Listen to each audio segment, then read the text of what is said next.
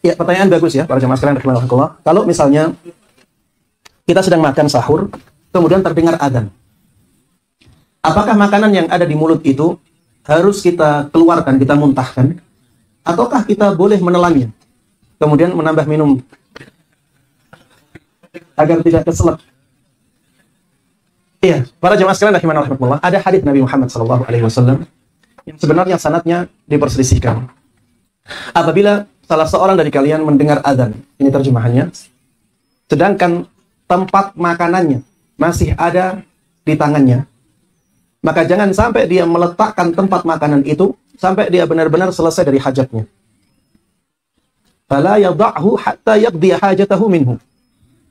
Jangan letakkan tempat makanan ini sampai dia selesai dari hajatnya. Maksudnya apa? Boleh makan lagi. Boleh makan lagi. Bukan hanya yang ada di mulut.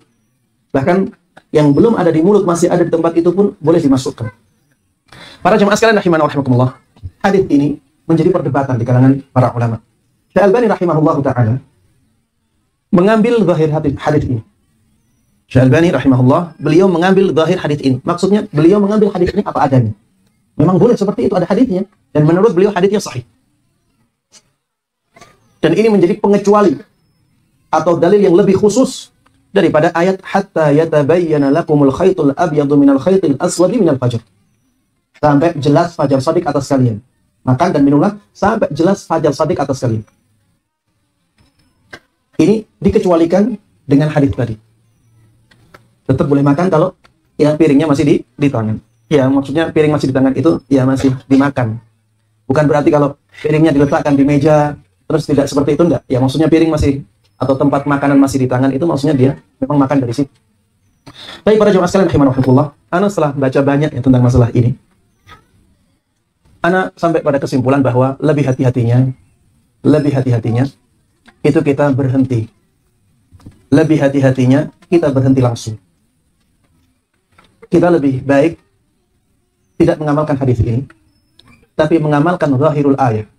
Mengamalkan zahir ayatnya. Ayatnya mengatakan, wa kulu washrabu hatta yatabayyana lakumul khaytul abyadu minal khaytil aswadi minal fajr.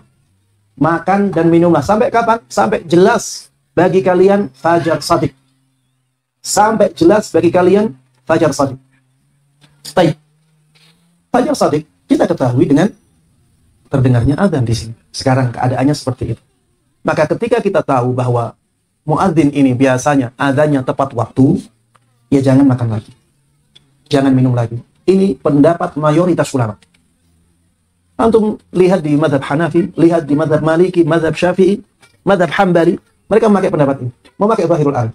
Ini lebih hati-hati. Berbeda.